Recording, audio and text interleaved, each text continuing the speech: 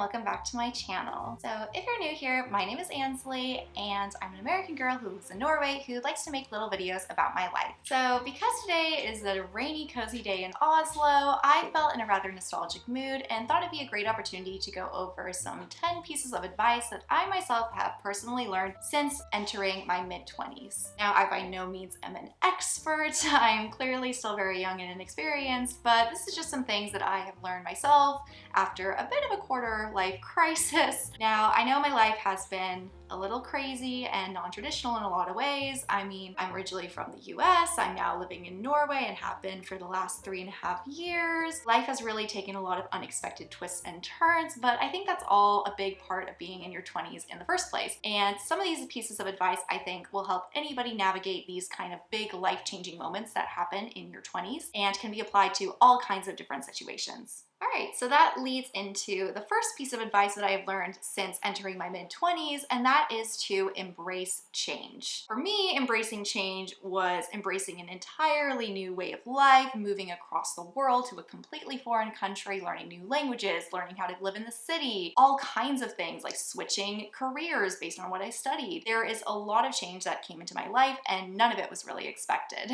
But change looks different for everybody. Now, for you, that might be moving to a new city or moving to a new state. It could be entering into a new relationship. There are a lot of things that happen in your 20s that can have life-altering impacts. And I think that's very clear, especially in my case. I mean, my life is completely changed. If I was still living in the US, I would be a completely different person. So I think while the 20s are a really chaotic time and a lot of things are happening, it's important to be open to that change rather than just be rigid in the way things have always been, because you're laying the foundation for what the rest of your life is going to look like. Now, this doesn't mean you can't change things in your late 20s, your 30s, 40s. You can embrace change at any age. But I think when you're in your 20s, especially below the age of 25, you're in a mental state where you're more open to change, you're less stuck in your ways, and it's easier to change in a lot of ways. You're not financially tied down to any one job or place. The world is your oyster, really, and there's endless opportunities.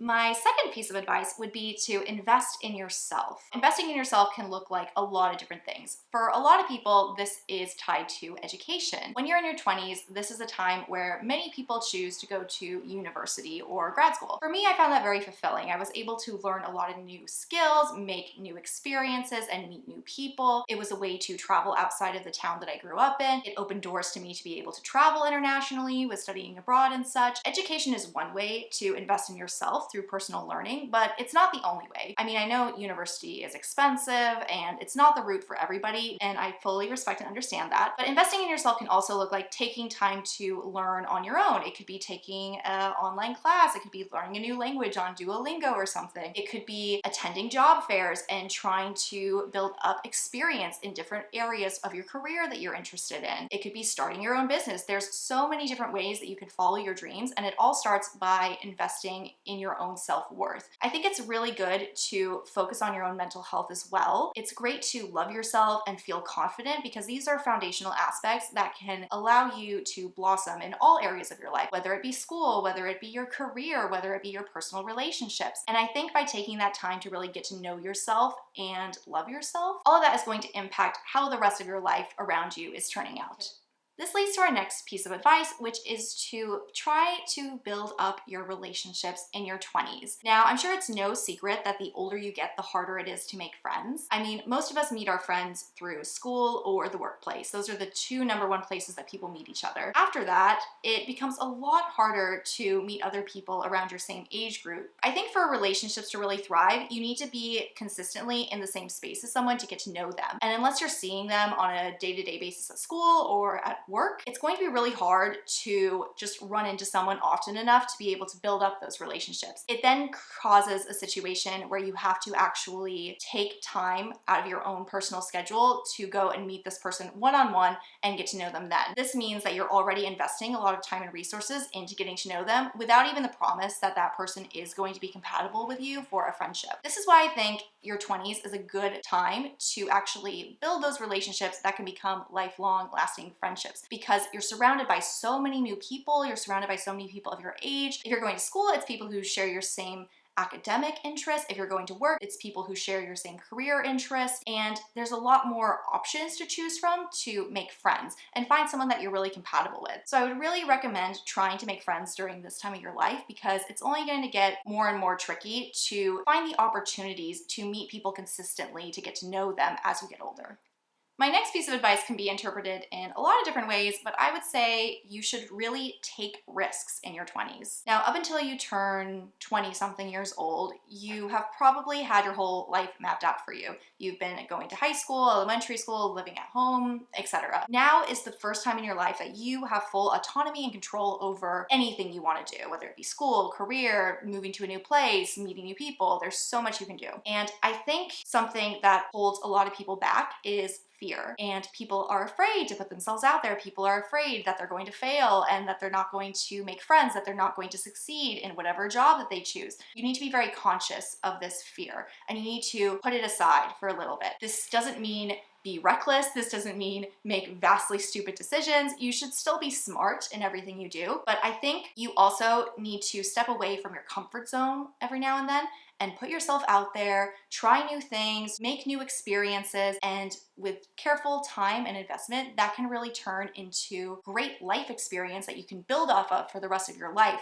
And it can really help you alter your personality from a young age into someone who is willing to put themselves out there, who is willing to go out of their comfort zone. And I think that's something very attractive and appealing in a personality, and is something that is the first stepping stone towards success. The next piece of advice I would have is to practice self-care. This is referring to both physical and emotional self-care. I think emotional is a really important thing to focus on first. I know we now live in a society that is very mental health conscious, and that is wonderful. I think it's a lot easier now than it was in the past to get help if you need to. Now, you don't even have to have some big, serious, life-altering crisis to seek help or reach out. It could just be that you have a really stressful job, or it could just be that your relationship with your parents right now is strained. I mean, seeking emotional support can just be opening up to a friend, for example, or opening up to a significant other. I think it's very important that you be open with your emotions, especially with yourself. Now, if you don't have someone you can confide in, of course, therapy is an option, but I think it's very important that you're honest with yourself and how you're feeling. And I think that is something that can really build into emotional maturity, which can help you going forward. The other side of this is, of course, physical self-care. Now, this is things such as taking care of your body, taking care of your skin, taking care of what you're eating. I think this is something that I've always struggled with. I've always had a bit of a sweet tooth. The way I picture it in my mind is that when you're in your 20s, you're more malleable. You're like clay or something. And it's easier to make changes to your lifestyle now than it is 10, 20 years down the line once you are very set in your habits. Even though I have a sweet tooth and would prefer not to eat healthy, I have been trying at least to eat more healthy in my day-to-day life. You know, I'm not ordering takeout every single day. I'll eat a salad at least once a week. Just little steps for now, but I think that those little steps can eventually compound into bigger, healthier life decisions down the line. That's how I kind of mentally justify it in my head, that I'm making an investment now into my healthy eating, into going on lots of walks and keeping physically fit, so that in 10, 20 years from now, it's going to be a lot easier to eat even more healthy or exercise even more, or just to maintain what I'm already doing. Now, tip number 6 is something I've also still been working on recently, but it is to manage your finances. So I'm sure everybody is very aware that the earlier you start saving, the more money you're going to have in the future. I mean, that's finance 101. It's really true, even though it's super cliche. So I would definitely recommend, if you haven't already, to look into the different types of savings accounts you have. Look into what your options are with your income, whether it be saving for retirement, just having an emergency savings account fund if something were to happen. I think it's just really smart in general to save money when you're young, either for retirement or for an emergency crisis fund. It's just a very good thing to have that financial security. If you're someone like me who went to college, it's also good to keep track of your student loans and be responsible with paying those back as well. I think it's also good to have a bit of basic financial knowledge entering into your 20s. I remember when I graduated high school, I literally knew nothing about paying taxes. I knew nothing about saving for my retirement. It was all completely foreign to me. So I just looked up, finance for dummies, that kind of thing. And it does help a lot to have that sort of foundational basic knowledge to help you with even the most simple things, such as saving for your retirement. The next piece of advice I would say is to trust in your instincts or follow your guts. You, of course, know yourself better than anyone in the world. And I think that is something that you should really value, especially when it comes to finding out who you are in your 20s. I think a lot of people, when they're leaving home for the first time, have a lot of people's expectations in their mind. They have a lot of people they want to please in their life, whether it be their community, whether it be their parents, whether it be these societal expectations that have been placed on them from a very young age. But I think it's very important to assess all of these outside influencing factors and then focus on who am I and what do I really want to get out of life? Is what I want actually aligning with what my parents want or with what society wants, or is it something completely different? Also, I think it's totally fine to not know what you want in life yet. Your 20s are a time for self-exploration and discovery. So I think that is also important, to be honest with yourself and just tell yourself, I don't know what I want to do. I want to try a lot of different things and figure out what that is. And that's perfectly fine. I think where a lot of people lose their way is they might not know what they want. And so rather than exploring all their options, they just go with the default of what their parents want or with what society wants. You're, of course, welcome to do that, and maybe it is something that you actually want and you just haven't realized it yet. But there is still a chance that this is going to put you down a path that you're not actually interested or passionate about, and it's going to backfire. So I personally believe that it's important to assess and listen to your own instincts and listen to what you yourself want before making these big life-altering decisions. And who knows, maybe you'll actually find yourself along the way. Now, piece of advice number 8 is learning to say no to things. I myself was a real people pleaser.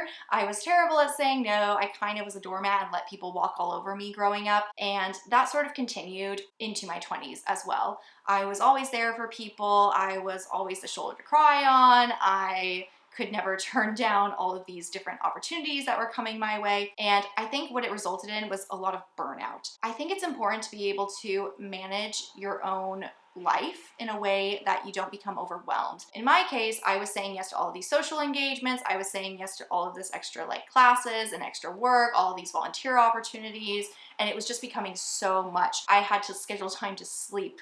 I had to schedule time to not forget to eat.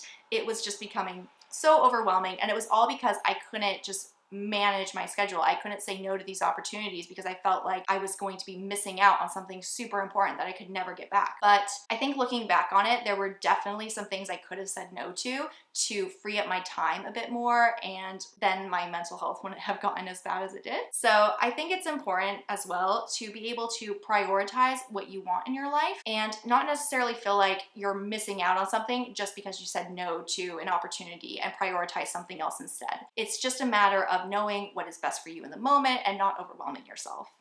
Now, tip number 9 is to embrace failure. This was something very difficult for me going through my 20s. I was like a straight A student in school, and even going into university, I managed to maintain pretty high grades. And I think just having that mentality of I work hard and then I see the results was something that was hardwired into me. And then when I started getting rejection, let's say, I would apply to jobs and they would just turn me down and not even tell me why. It just didn't make sense to me, because in my mind, if you do the hard work, if you put in the effort, you're going to see some kind of results. And if you don't even get results, you're going to at least get an explanation. But that wasn't the case for me. I mean, I got a lot of rejection in my 20s when doing job hunting, and I've gotten rejection in other areas of my life as well. And I never really learned how to process that or even embrace failure. Of course, everybody says that failure is necessary because it's a learning opportunity, but I never really believed that until recently. I think hindsight is very valuable in that sense, where when you're in the moment,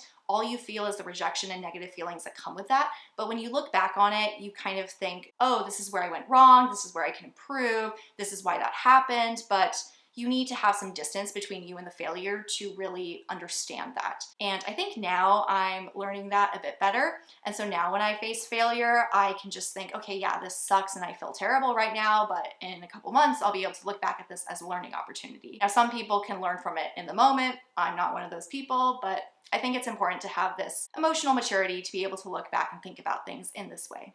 Now, my last piece of advice is probably the most important of all, and that is to enjoy the ride. Your 20s only come once.